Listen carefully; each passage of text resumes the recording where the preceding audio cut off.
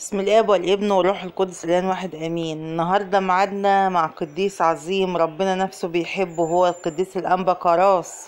وهو ولد في النصف الاول من القرن الخامس الميلادي بمدينة روما، وعاش في القرن السادس، وان كان عمره 95 سنة. عمره كله قضى منهم 57 سنة في البرية، وهو يعتبر من اشهر السواح الموجودين من ضمن الاباء السواح.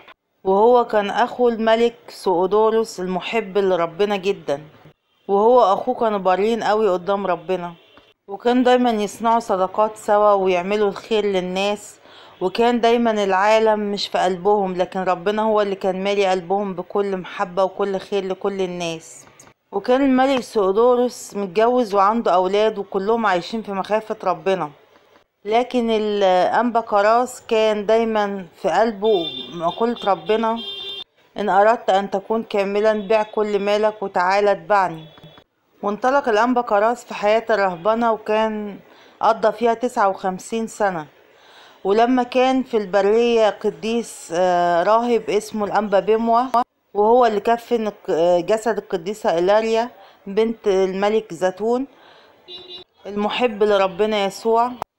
والأنبا بموة كان كل اشتياق قلبه ان يشوف حد من السواح في البرية، فلكن ربنا ساعده ودخل البرية ولقى كتير من القديسين. وكان دايما بيسأل كل قديس يشوفه في اكتر من نوع قداسة في البرية، كانوا بيقولوا له ايوه. وفي يوم من الايام جلس في الكنيسة فسمع صوت بيقول له: يا بموة يا بموة يا بموة، ادخل البرية الداخلية هتلاقي قديس عظيم من السواح اسمه الأنبا كراس، وقوم اسرع عاجلا. وهو رد عليه وقال له: تكلم يا رب فإني عبدك سامع. قال له ربنا: لأنه مكرم جدا عندي وغالي على قلبي الأنبا كراس، لأنه تعب كتير قوي من أجلي، وسلامي هيكون معاك يا أنبا بموة. فخرج الأنبا بموة من الكنيسة بسرعة. ومشي في الصحراء لمدة 3 أيام. ما كانش عارف الطريق، لكن عارف في قلبه ان ربنا يرشده لطريق القديس الأنبا كراس السائح. وفي اليوم الرابع قابل أحد المغارات، ولقى أمام المغارة صخرة كبيرة، فخبط عليها كعادة كل الرهبان وقعد يقول: أغابي بارك علي أيها الأب القديس. فقال له: السلام لك يا أيها الرجل الصالح القديس الأنبا بموة. فبيقول الأنبا بموة: لما دخلت لقيت إنسان منير عليه نعمة ربنا وهبة ووقار كتير من عند ربنا، وكله نعمة ومحبة، وهو متوسط الطول وذو لحية كبيرة. قال له الأنبا كراس: أني مستنيك بقالي زمن طويل، لكن أنا مستنيك لأن الموت جاي معاك، وهل أحضرت الهدوم لكفني؟ فقال له: يا أبي باركني، انت اسمك ايه وبقالك كام سنة في البرية؟ قال له: انا قديس الأنبا كراس، وبقالي 57 سنة في البرية لم أرى وجه إنسان. وفي آخر كلامه مع القديس الأنبا بموة مرض القديس الأنبا كراس بحمى شديدة.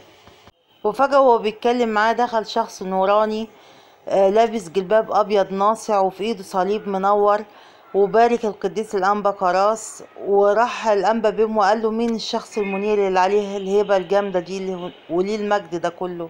فقال له: ده المسيح له المجد بيجي يزورني كل يوم ويباركني ويحط الصليب على راسي، لكن المرة دي بيباركني عشان خروج نفسي مني، لكنه هيجي ليك انت كمان ويباركك ويتكلم معاك زيي. وفي صباح الثامن من أبيب اشتد المرض على الأنبا كراس جدا، ودخل رب المجد إليه في المغارة مع مجموعة من الملائكة ورؤساء الملائكة والقديسين، وقال له: باركني يا رب. فبارك ربنا يسوع الأنبا بموة وحط الصليب على راسه هو كمان. والتفت الرب يسوع للأنبا كراس وقال له: كل إنسان يكتب سيرتك هكون سلامي معاه طول الوقت، وهحسبه مع مجمع الشهداء والقديسين. وكل من يقدم زيت أو بخور أو شموع في بيعتك هيكون معايا في ملكوت السماء. ومن يكسي عريانا أو يأكل جائعا أو عطشانا أعوضه أضعاف أضعاف في الملكوت.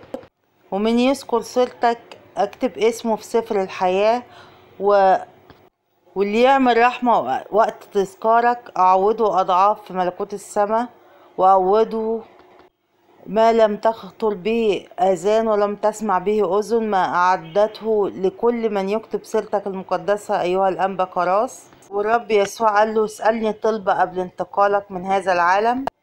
الأنبا كراس قال له أنا طول عمري بحب المزامير، ونفسي في حياتي وأنا بالجسد أشوف القديس داود النبي بمزماره والعشر أوتار. فدخل القديس داود الملك، وقعد داود يرتل بالألحان هذا اليوم الذي صنعه الرب نفرح به ونبتهج. وابتدت الروح بتاعة الأنبا كراس تطلع، وربنا يبارك، وكل الناس طلعت من المغارة وظهر نور كبير. واتنيح الأنبا بكراس، وجه الأنبا بيمو وكفنه، وقعد لمدة 3 أيام يشاهد المنظر العجيب ده، وقفل المغارة وكفنه. وبعدين راح برية شهيد وحكى لهم الحكاية العظيمة دي عن قديسنا العظيم الأنبا كراس. بركة صلواته تكون معانا أمين، والمجد لله دائما أبديا أمين. واذكرونا دايما يا رب في صلواتكم، وما تنسوش تشتركوا معايا في قناة نور القديسين يفرح. ربنا دايما يفرح قلبكم بكل غالي، وأتمنى أشوفكم في الفيديو الجاي في أحسن حال وفي أحسن صحة يا رب أمين.